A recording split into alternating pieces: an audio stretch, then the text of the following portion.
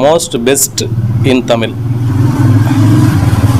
இந்த வீரப்பனார் கதை தான் ஒன்று பக்காவாக போயிட்டுருக்கு. நான் எதிர்பார்க்கல இந்த மாதிரி ஒரு இது வந்து என்ன சொல்கிறது, இது வந்து ஒரு கதை கிடையாது, இது வரலாறு, அவருடைய வரலாறு. இதுக்கு முன்னாடி வந்து எவ்வளோ வீரப்பனை வச்சு நிறைய கதை வந்திருக்கு. ஆனால் இதில் எனக்கு ரொம்ப பெஸ்ட்டாக தோணுது என்னன்னு கேட்டேன்னா, இதில் வந்து என்னென்னா மற்ற கதையை மாதிரி ஒரு திணிப்பு இல்லாமல், இது என்னை பொறுத்த வரைக்கும் அவர் வந்து இப்போ என்னென்னா ஒன் பை அவங்க பேசிக்கிறது வந்து ரியலாக பேசிக்கிறது வந்து அந்த வீடியோ கொடுத்துருக்காங்க பார்த்தியா, ஒரு எவிடன்ஸாக. அதுதான் இது பெஸ்ட்டாக கொண்டு போகிறதுக்கு காரணமே. இதில் வந்து எந்த ஒளிவும் மறைவும் இல்லாமல் அந்த வீடியோவோட காட்டுறதால இந்த படம், இந்த சீரியஸ் வந்து ஒவ்வொரு கட்டத்தையும் நகரும்போது அதோட எவ்வளோ தாக்கத்தை ஏற்படுத்துது. அப்போ அந்த காலகட்டத்தில் மக்கள் எவ்வளோ அவதிப்பட்டிருக்காங்க, அதெல்லாம் ஒவ்வொரு சீன் பார்க்கும்போது என்ன சொல்கிறது, அது மனுஷனாக பிறந்தால் அது ஏற்றுக்க முடியாத ஒரு அது நரக வேதனை அது. ஆனால் அப்போ வந்து அந்த காலகட்டத்தில் அவங்க வந்து அந்த மக்கள் வந்து அந்த வலியை வந்து அனுபவிச்சிருக்காங்கல்ல, அது நினைக்கும் போது தான் அதை சொல்ல வார்த்தையே இல்லை. அந்த மாதிரி ஒரு இது. அதுவும் இல்லாத இவங்க இவ்வளோ பண்ணியிருக்காங்க. வீரப்பனார் வந்து தப்பு செஞ்சுருக்காரு, இல்லை நல்லது செஞ்சுருக்காரு, இவர் நல்லவர் இவர் கெட்டவர் அப்படிலாம் பேசிகிட்டு இருக்கும்போது, இது வந்து எப்படின்னா, நீங்கள் உங்களுடைய பகுதியில் உங்கள் சொந்த பந்தத்துக்கு இந்த மாதிரி நடந்தால் நீங்கள் என்ன மாதிரி வயலண்ட்டாக ஆவீங்களோ அதனால தான் அவர் அந்த மாதிரி மாறி இருக்கார். அவர் அந்த மாதிரிலாம் செஞ்சுருக்காரு. இல்லைனா வந்து அவர் ஏன் இப்படிலாம் மாறணுன்ற அவசியம் கிடையாது. ஏன்னா எல்லாரும் மாதிரியும் அவரும் கொஞ்சம் நார்மலான வாழ்க்கை வாழணும் தான் நினச்சிருப்பார். அப்போ இது வந்து அவர் இந்த நிலைமைக்கு தள்ளப்பட்டது காரணமே வந்து என்ன சொல்ல முடியுமா, அது போலீஸால் தான் இந்த மாதிரி நிலைமைக்கு அவர் தள்ளப்பட்டார். அது ஃபஸ்ட்டு குறிப்பாக சொல்லிட்டார் அவர்.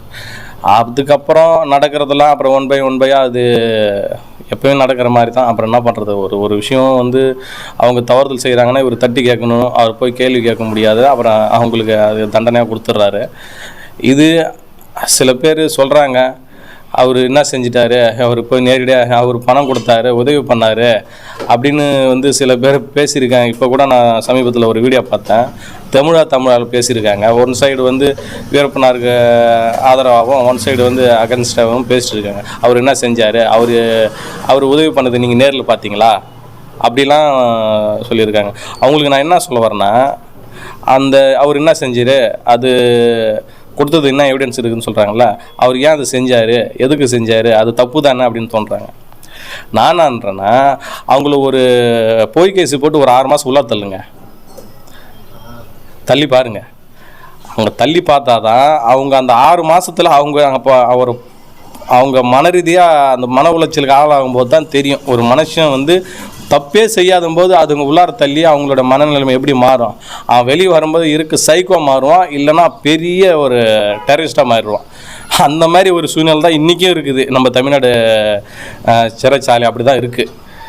அப்படின்றபோது அந்த காலகட்டத்தில் அந்த மக்கள் வந்து எவ்வளோ அவதிப்பட்டிருக்காங்கன்னா, அந்த மக்களோட ஆனால் உண்மையுமே ஒரு நக்கீரன் கோபால ஐயாவுக்கு ரொம்ப நன்றி கடன்பட்டிருக்கணும். ஏன்னா இந்த மாதிரி ஒரு வீடியோவை இத்தனை கால வருஷமாக ஒரு பொக்கிஷமாக பாதுகாத்து, ஏன்னா வீரப்பனாரை பற்றி தப்பாக தான் காட்டியிருக்காங்க மற்ற படத்தில். உண்மைத்தன்மை இதில் கரெக்டாக எல்லாம் உடச்சி தவிடுபடி ஆக்கிட்டாங்க. ஏன்னா இப்போ வந்து இது எவிடன்ஸ் இருக்குது, யாரும் இப்போ மாற்றி பேச முடியாது. அதுதான் ஒரு ப்ளஸ் பாயிண்ட்டான இந்த வெப்சீரிஸு. இது வரைக்கும் கரெக்டாக கொண்டு போயிருக்காங்க. 6 சீசன் போயிருக்கா, 6 எபிசோடு போயிருக்கு.